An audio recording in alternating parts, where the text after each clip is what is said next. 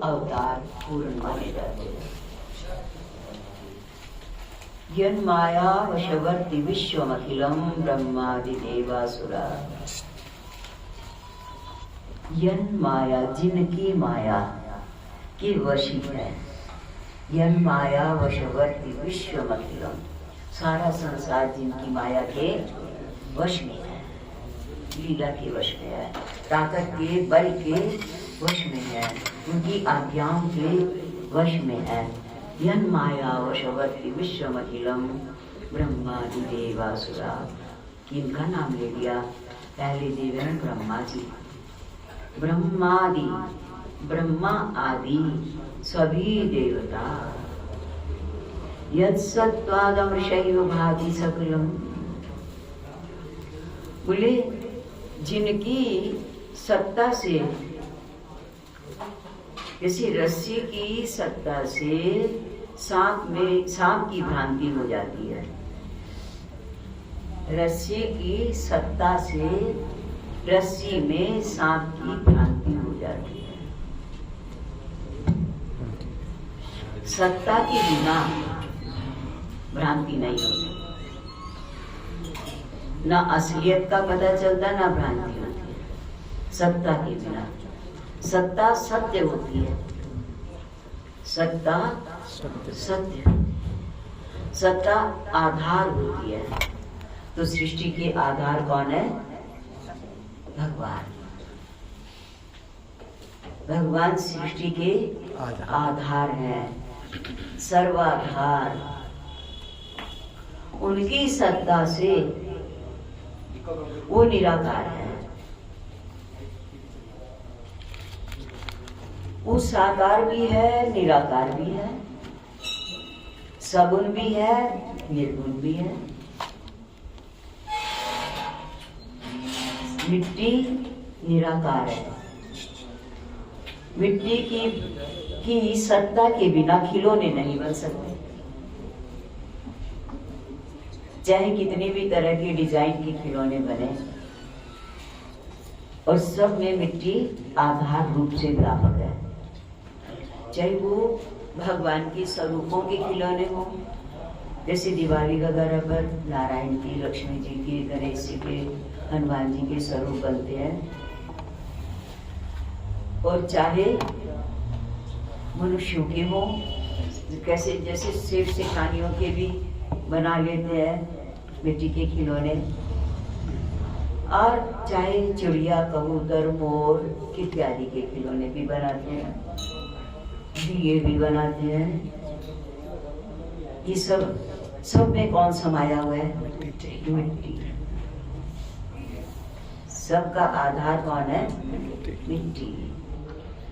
इन सब जितनी भी मूर्तियां बनी, सर्वाधार कौन है उसमें? मिट्टी।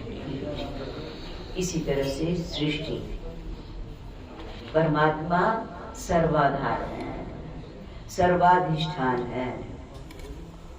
परमात्मा चेतन है, परमात्मा सत्य है, उनका नाश जिसका ना हो वो सत्य है। परमात्मा खिलौने हो, खिलौना बनने से पहले भी मिट्टी है, खिलौना बना है तो भी मिट्टी है, और कुम्हार ने खिलौने तोड़ दिए फिर भी क्या है? मिट्टी खत्म हो गई क्या? नहीं। इसी तरह से सृष्टि बनाने से पहले भी परमात्मा जो है,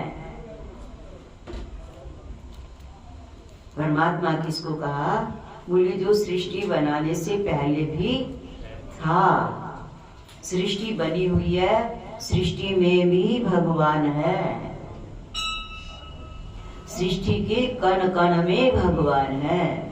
जितनी तरह की आकृतियां हैं, चाहे वो जड़ आकृति है और चाहे वो जंगम है। जंगम में जीव और जड़ में पहाड़, नदी, तालाब, ये वो सब आ जाता है। चाहे वो स्थावर है सृष्टि, चाहे जंगम है, उन सबका उनमें सब में भगवान है। सब में भगवान है।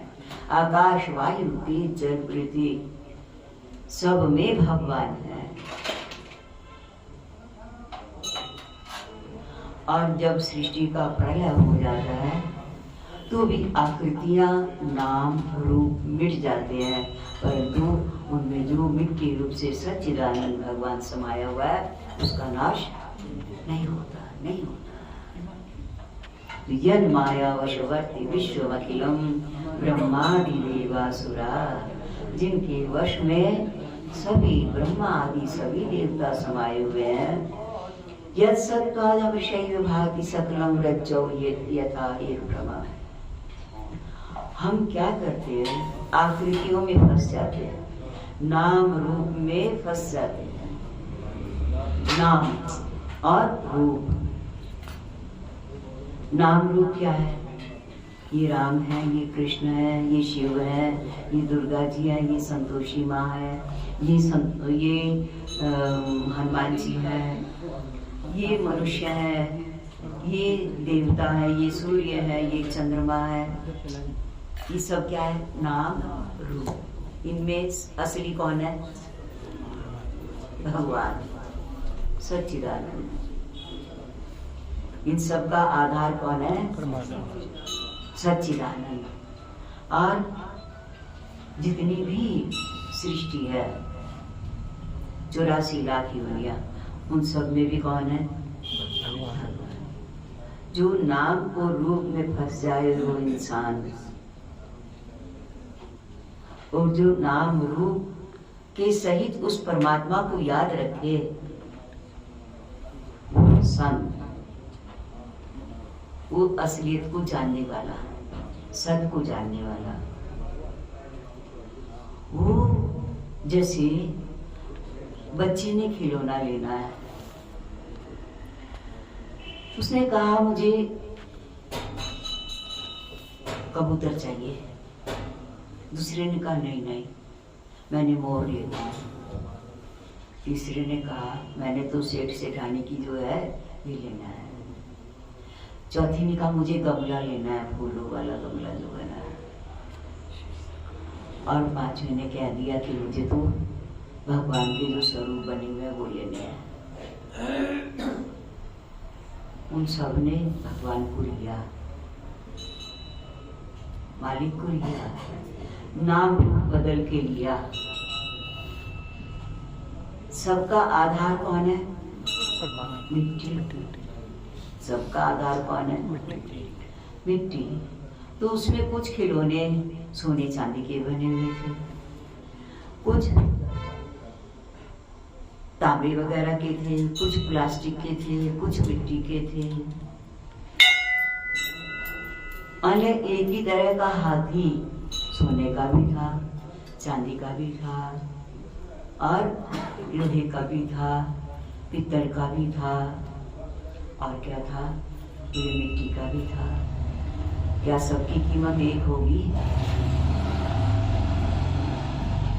कीमत सबकी नहीं। नाम एक है पर कीमत में, क्योंकि मटेरियल में भेद है। इसी तरह से सबका, जैसे नाम रूप से सब हाथी है पर मटेरियल रूप से कीमत लगेगी, इसी तरह से हम सब भी संसार के जितने भी प्राणी हैं, जितने भी प्राणी हैं, सब में भगवान है। भले ही वो नाते में छोटे हैं या बड़े हैं। इसीलिए तुलसीदास जी ने फैसला कर दिया, बोले सिया राम मैं सब जग जाने, करहूं प्रणाम करहूं प्रणाम जोरी जुग पानी, सिया राम मैं सब जग जाने। सब जग जाने में बच्चे भी आ गए, बड़े भी आ गए, बुजुर्ग भी आ गए, ब्राह्मण भी आ गए, क्षत्रिय भी आ गए, वैश्य भी आ गए, शूद्र भी आ गए, हाथी भी आ गए, गेंडा भी आ गया, शेर भी आ गए, चीते भी आ गए, बिल्ली भी आ गई, सब आ गए, और सूर्य और चंद्रमा भी आ गए। बस फर्क इतना रहेगा, जो सतोगुण को धारण किया, सात्विकता को नहीं छोड़े वो देवता, जिन्होंने रजोगुण को पकड़ा वो मनुष्य है, और जिन्होंने तमोगुण को पकड़ा वो राक्षस कह सकते हैं, पिशाच कह सकते हैं, अथवा छोटी नीची योनि के जानवर कह सकते हैं।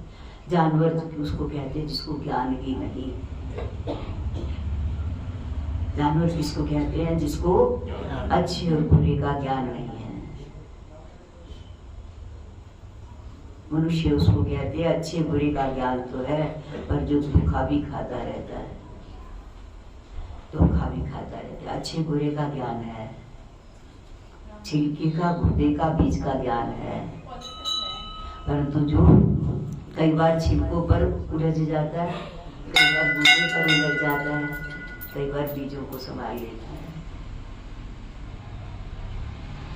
देवता कौन है? सिया राम में जानते हैं। देवत्व को कौन प्राप्त हुआ?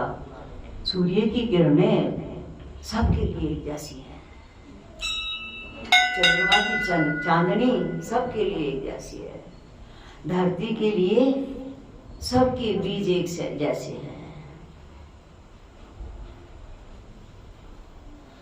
धरती के बीज सबके लिए एक जैसे, कोई भी बीज ले, गरीब बीज ले, अमीर बीज ले, शूद्र बीज ले या ब्राह्मण बीज ले, सबके लिए एक जैसे। वो देवता वो एक जैसा प्रकाश देंगे, एक जैसी सूर्य का अमृत उनके ऊपर आएगा, जल एक जैसा व्यवहार सबके साथ करेंगे, पृथ्वी माँ एक जैसा व्यवहार करेगी। तो और परमात्मा की सत्ता सबके अंदर एक जैसी है। फर्क कितना है? बल्ब का। भेद किसका है? पावर सब में एक सी है, एक सी नहीं कह सकते, एक है। सारे बल्बों में जितने भी जगमगा रहे हैं, पर उनके नंबर में फर्क है। एलिमेंट होता है बल्ब के अंदर, हर एक के अंदर जितना जिसका एलिमेंट होगा उतना वो प्रकाश पकड़ लेगा और प्रकाशित कर देगा। छोटा है जो थोड़ा प्रकाश पकड़ पाएगा। छोटे बल्ब के अंदर जो प्रकाश है वो भी पूर्ण प्रकाश है, पूर्ण ब्रह्म है, पूर्ण ब्रह्म है। पर उसको उसके अंदर पकड़ की ताकत कम है, उसके एलिमेंट में। बल्ब नहीं पकड़ता प्रकाश को, एलिमेंट पकड़ता है। शरीर नहीं पकड़ता प्रभु को, उसके अंदर जो सूक्ष्म शरीर है वो पकड़ता है। मन बुद्धि इंद्रियां पकड़ती है, शरीर माध्यम है। यन माया वशवर्ती विश्वमखिलम, ये सारा संसार भ्रमित हुआ पड़ा है, केवल नाम रूप पर रिझा हुआ है, डिजाइनों पर रिझा हुआ है। असलियत को भूल जाते हैं हम लोग। यत्पाद प्रभमेकमेव हि, बोले फिर कैसे पार होंगे? उसकी सत्ता को भूल जाते हैं और बाह्य आडंबरों में फंस जाते हैं। उसकी सत्ता को भूलने की वजह से वे भ्रमित हुए पड़े हैं। तो क्या करें? बोले सृष्टि बनाने वाले का आधार ले लो, उनके चरणों की नौका में बैठ जाओ, तो भव सागर का आनंद भी लेते रहोगे। और नौका में बैठे हो, नौका चल रही है, चलती रहती है, चलती रहती है, तो नौका में बैठ करके दृश्य भी देखते रहो, परंतु जल को उतना ही स्पर्श करो जिससे उसमें डूबे ना, नहीं तो डूब जाएंगे। नौका में बैठो, दृश्य देखो, अपने जीवन को भी दृष्टा बन के देखो, अपने जीवन को भी दृष्टा बन के देखो। नदी का जल किस हिसाब से बहेगा? कुदरत के हिसाब से, बरसातों में बरसातों जैसा, और सर्दी गर्मी में निर्मल शुद्ध, आपके हिसाब से नहीं आएगा। इसी तरह से जीवन में जन्म से लेकर के जिस जीवन में भी भगवान हमें भेजते हैं, जो भी ओढ़नी उड़ा के भेजते हैं, जन्म से मृत्यु पर्यंत, मैंने देह छोड़ने तक, शरीर धारण करके और देह छोड़ने तक जो नज़ारे आएंगे उनको देखो, नज़ारा ना बनो, नजरे बनो। अपनी इच्छा से पानी की इच्छा न रखो, अपनी इच्छा से नदी का बहाव ना देखो। आएगा, हर तरह के नज़ारे आएंगे, ऊंच के भी आएंगे, नीच के भी आएंगे, हानि के भी आएंगे, लाभ के भी आएंगे, निरोगता के भी आएंगे, रोग के भी आएंगे। ये सब नज़ारे आएंगे। ये किसकी सत्ता से आएंगे? उस परमपिता परमात्मा की सत्ता से सबके आगे आएंगे। अब जैसे भूकंप वगैरह सुरंग बनाने की वजह से जोशी मठ के अंदर, ये किसकी सत्ता से हो रहा है? उस मालिक की सत्ता से। आप कहोगे आंधी तूफान की वजह से हो रहा है। आंधी तूफान चलाने वाला कौन? इंद्र है। इंद्र किसकी आज्ञा में चलते हैं? जो ईश्वर की आज्ञा में चलते हैं वो देवता, जो अपनी इच्छा अनुसार चलते हैं वो मनुष्य है, और जो ना अपनी इच्छा अनुसार चल पाते हैं और न प्रभु की आज्ञा अनुसार चल पाते हैं वो जानवर है।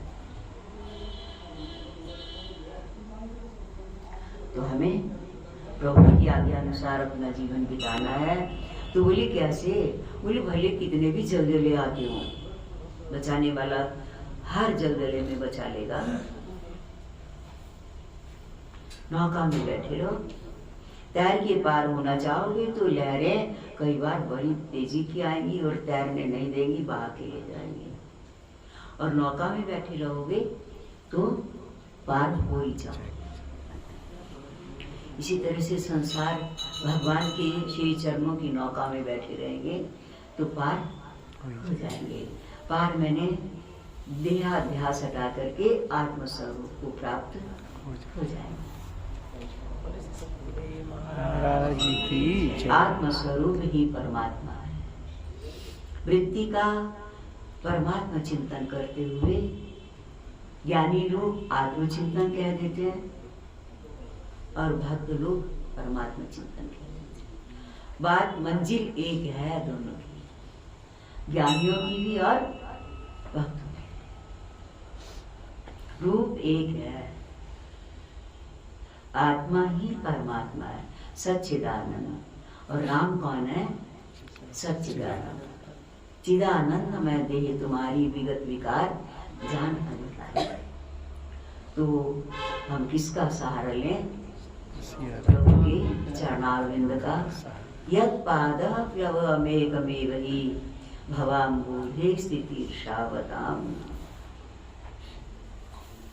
इस भव सागर से हम बड़ी सहज में पार हो जाएंगे।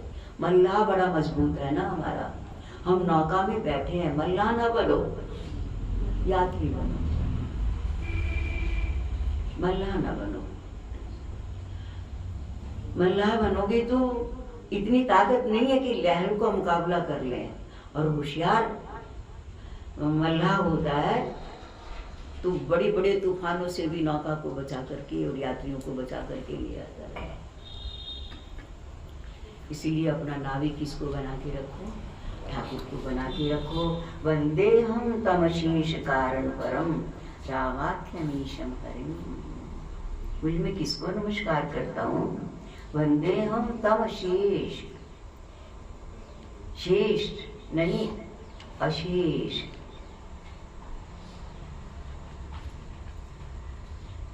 जो बाद में बचे वो शेष, और शेष पर भी जो विराजमान हो वो अशेष।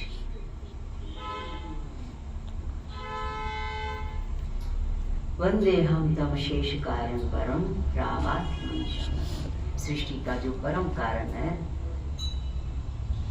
सृष्टि बनने से पहले भी जो था, जैसा था, माया के वशीभूत नहीं था। माया उसकी जिसके वशीभूत थी। माया को आज्ञा दिया सृष्टि रच दो। माया ने सृष्टि रचनी शुरू कर दी। उसने खेल खेलना शुरू किया। और जब तक मालिक चाहता है सृष्टि रहती है, जब चाहता है अपना काम धाम उठा लेता है। बोले उनके चरणों को राम वो है। बोले राम कौन है? सृष्टि का मालिक राम है। वही जब सृष्टि में कुछ उथल पुथल ज्यादा होने लगती है, तमोगुण की वृद्धि होने लगती है, तो जिस तरह से राक्षस लोगों का प्राणांत हो सकता है, उस तरह का रूप धारण करके भगवान प्रकट हो जाते हैं। सृष्टि का मालिक वैसा स्वांग रचने लग जाता है। वास्तव में क्योंकि भगवान का ही नियम है, जो जस करहि सो तस फल चाखा। कोई भी तप करे अगर, तो उसके अंदर एक दिव्य शक्ति जागृत जरूर होती है, और उसके अंदर बल, धन, ऐश्वर्य, परिवार, मान सम्मान, ये सब उसको प्राप्त होने शुरू हो जाते हैं तप के बल से। और उस तप के बल से जो प्राप्त हुआ, अगर वो उसका तप का फल देने वाले परमात्मा है, और अगर वो उस तप से प्राप्त हुए प्रसाद का दुरुपयोग करता है, जायज नहीं नाजायज इस्तेमाल करता है, सज्जनों के लिए इस्तेमाल करता है अपने तप बल को, धन को, सेना को, तो फिर भगवान उसका संहार कर देते, फिर छीन लेते हैं। पहले सुधार की कोशिश करते हैं, सुधार ना हो तो खत्म कर देने की कोशिश कर लेते हैं। तो जिस तरह का उनका तप होता है, वरदान होता है, उसी तरह का अवतार लेकर के वो सृष्टि का मालिक ब्रह्म सच्चिदानंद घन स्वरूप भगवान प्रकट हो जाता है। तो त्रेता युग में भगवान वो सृष्टि का मालिक राम रूप से अवतरित हुआ। उसमें जिन जिन की जरूरत थी वो वैसे वैसे ही अपने भक्तों को साथ लेकर के आया। जानकी जी महामाया है, उद्भव स्थिति संहार कारणी। उद्भव मैंने पैदा करना, उद्भव स्थिति मैंने पालन करके उसको कायम रखना, स्थित रखना, और स्थित रहने के लिए जिन साधनों की जरूरत है उनको उत्पन्न करना। वो उत्पन्न कौन है? बीज भगवान। बीजम माम सर्वभूतानां। साथ ही साथ सहयोगियों को, इष्ट मित्रों, भक्तों को साथ लेके, सब भक्त हैं, सब देवता है। लक्ष्मण भैया भक्त हैं, भरत भैया भक्त हैं, जो प्रभु की लीला के जो भजन करते हैं, प्रभु को चाहते हैं और उनके लोक में चले जाते हैं, अथवा उनका सामीप्य चाहते हैं। बोले प्रभु जब आप ये गोलोक धाम में रहेंगे तो हम वहाँ रहेंगे, और जब आप भूमि पे आओगे तो हम साथ साथ आएंगे। चाहे किसी कोई भी नाटक देते ना, कोई भी लीला करने के लिए मुझे सहयोगी बना लेना। वो कौन है? प्रभु के सामीप्य, सामीप्य मुक्ति, सामीप्यता चाहते। तो ये जब देवता क्या है, देवता भी तरसते हैं प्रभु का दर्शन करने को। देवताओं को फुर्सत नहीं होती वैसे दर्शन करने की। लीलामय अवतार का ही दर्शन कर सकते हैं देवता लोग भी। तो देवता भी नाना रूपों से, ऋक्षराज जामवंत है, हनुमान जी हैं और अंगद है, ये सब देवता है, सब देवता है। सब प्रभु के साथ चले जाते हैं लीला करने को। तो राम त्रेतायुग, कुछ लोग कहते हैं त्रेतायुग गौतम ऋषि के कहने से आए, अहिल्या जी की प्रार्थना पर नहीं। हम महापुरुषों की बात को काटते नहीं। 4 पग मैंने संपूर्ण होता है। सृष्टि जब उत्पन्न होती है बड़ी शुद्ध और स्वच्छ होती है, बड़ी निर्मल होती है, चारों पगों से होती है, चारों स्तंभ। सतयुग में चारों स्तंभ धर्म के सुदृढ़ होते हैं। उसके बाद में एक जो भाग है वो खराब हो जाता है, एक हिस्सा। जितने जीव आते हैं सृष्टि में जन्म लेते हैं वो सब शुद्ध होते हैं, सद्व्यवहार होता है, छल कपट का लेश नहीं होता उनके अंदर। पर धीरे धीरे देहाध्यास भजन की कमी होने से एक हिस्सा उनका जीवन में एक हिस्सा खराब होने लगता है। तो तीन, फिर भी त्रेता युग से, त्रेता युग का अर्थ है 3 पगों से धर्म खड़ा है। कलयुग द्वापर में 2 पगों से मैला हो जाता है, 2 पगों से फिर भी शुद्ध रहता है, और कलयुग में 3 पग खराब हो जाते हैं, केवल 1 पग बचता है। और जब 1 पग भी खराब होना शुरू हो जाता है, खत्म होना शुरू हो जाता है, तो सृष्टि भगवान फिर उसको मिटा देते, फिर नई रचना रचते।